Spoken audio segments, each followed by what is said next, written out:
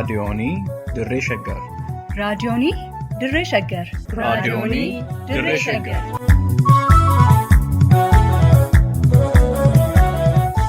Raadiyoonii Dirree Shaggar. Raadiyooniin Dirree Shaggar torbaanitti wixataa hanga jimaataatti galgaluu sa'aatii tokkorraa eegalee amma sa'aatii tokkoo fi walakkaatti dambalii gabaabaa meetirbaandii 19 kiilooheerzii 15,410 irratti qophii dabarsuu amma jalqaba. Raadiyoonii Dirree Shaggar.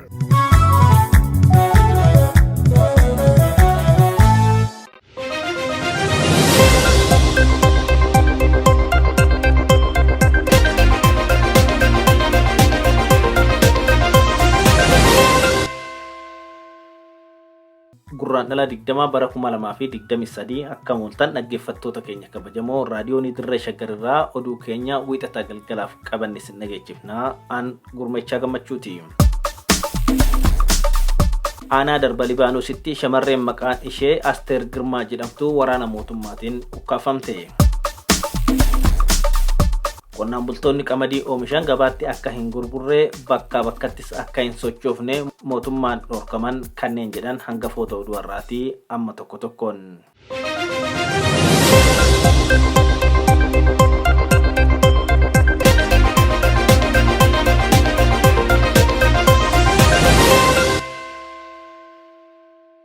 Godina Shawaa Kaabaa aanaa darba Libaanos magaalaa Shararoo keessatti shamarree Oromoo maqaan ishee Asteer Girmaa jedhamtu waraana mootummaa naannawa sana socho'uun ukkaanfamtee hidhamuu maddeen raadiyoonii Dirree Shaggar ibsan.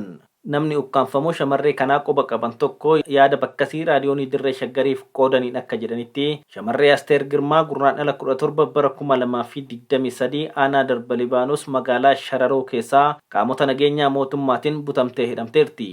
Armaan duras yeroo lama qabamtee mana hidhaatti darbatamuun dararamaa turuu kan himan maddi keenya ukkaamsan inni ammaa kun marsaa sadaffaa akka ta'es ibsan. Sababuma sabboonummaa qabduu fi sirna humnaan aangoo biyyattii qabatee jiru hin deeggarreef waraana bilisummaa Oromoo waliin hidhata qabdi jechuun yeroo adda addaatti shamarreen kun dararaaf saaxilamuu ishii kan yaadatan namni kun marsaa kanas balleessaa tokko malee ajaja dhimma nageenyaa fi bulchaa aanichaatiin poolisoonni bakka hojii isheetii jimaata darbe ukkaamsuun hidhuu himan. Akka ilaalcha dabballoota bilxiginnaatti namni miseensa sirnichaa hin taane fi sirnicha hin deeggarre hundi shaneedha kan jedhan namni kun shamarreen kun ragaa tokko malee kijibaan waraana bilisummaa Oromoo waliin hojjetti jedhamtee irra deddeebiin dararamtii jedhan. Asteer Girmaa yeroo ammaa kana waajjira poolisii aanaa darba Libaanoos magaalaa Shararoo keessatti hidhamtee akka jirtu namni kun eeranii Oromiyaa keessaa loli dhaabbatee nagaan akka bu'uuf waraana bilisummaa Oromoof waamicha araaraa wayitaa gochaa jiranitti qaamoleen mootummaa sababa waraana bilisummaa Oromoo waliin qunnamtii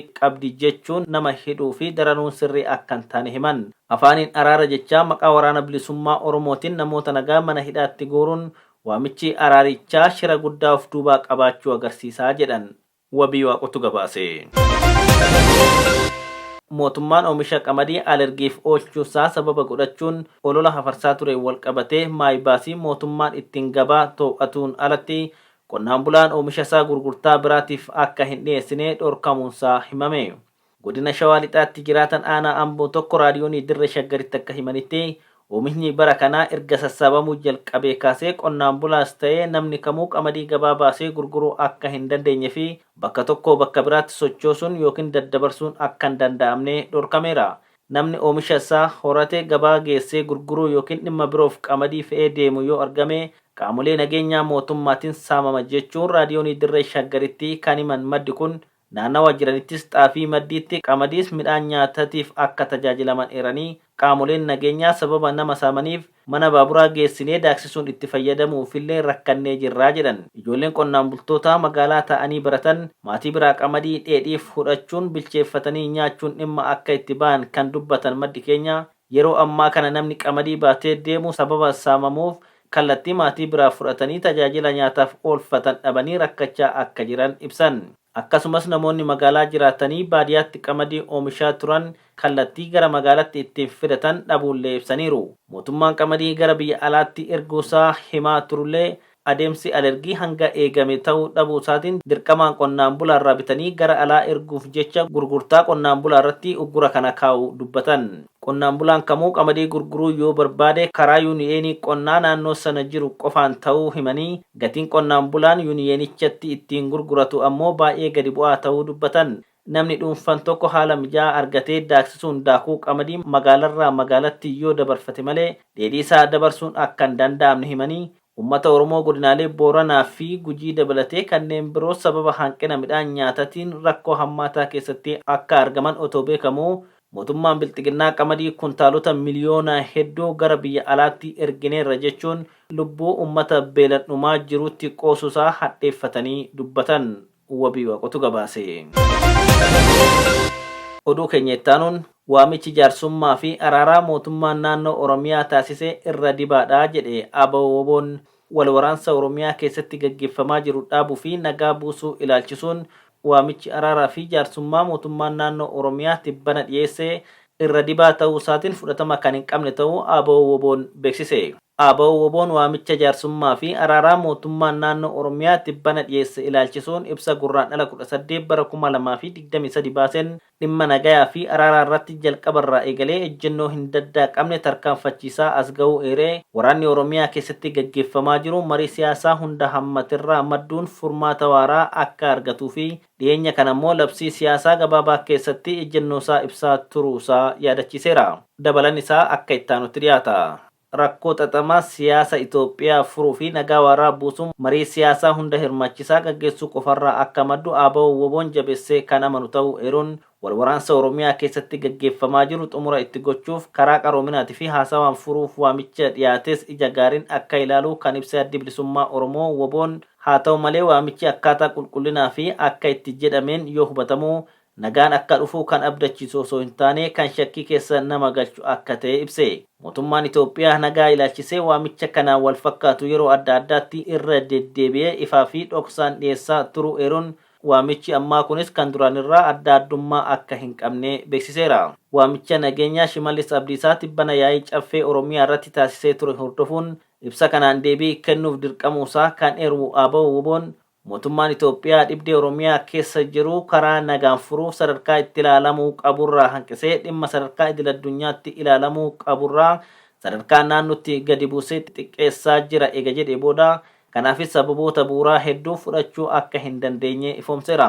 Haala finxaalummaa siyaasaa ammaan kana biyyattiitti mul'achaa jiru walqabatee jaarsa walqixxeessaa fi hin baabsine biyya keessaa soqanii arguun waan hin yaadamne akka ta'ee fi osoo akka carraa ta'ee jaarsi qaama lamaaniin fudhatamu argameyyuu manguddummaan biyya keessaa dhiibbaa mootummaatii ala ta'a jedhee ABO'n akka hin amanne ibsuun araaraa fi jaarsummaa sona qabeessi ogummaa dhiyeessii fi geejjibaa akkasumas meeshaa adda addaa kan gaafatus akka ta'e hubachiiseera.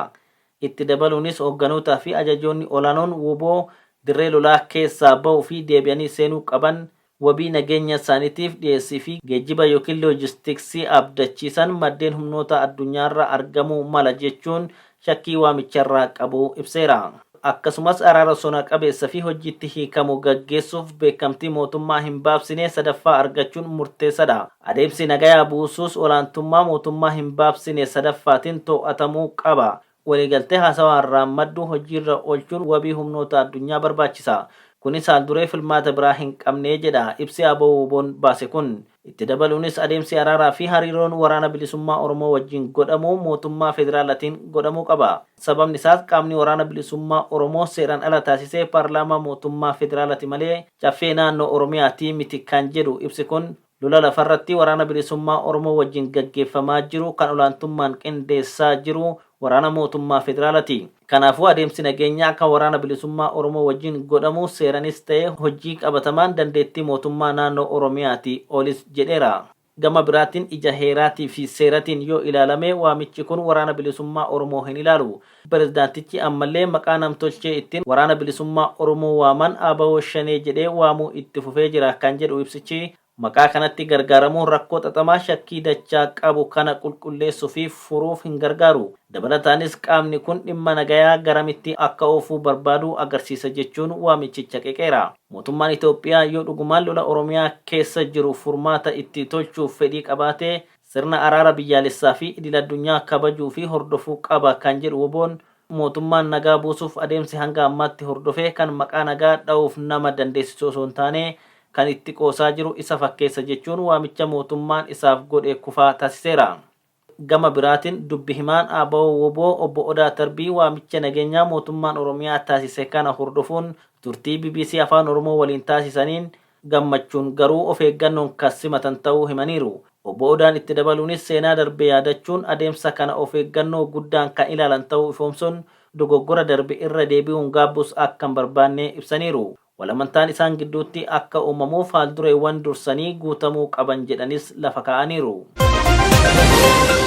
Egaa dhaggeeffattoota keenya kabajamoo oduu namaaf qabanne kanumaa sagantaa keenyattaan waliin turtii gaarii qabaadha.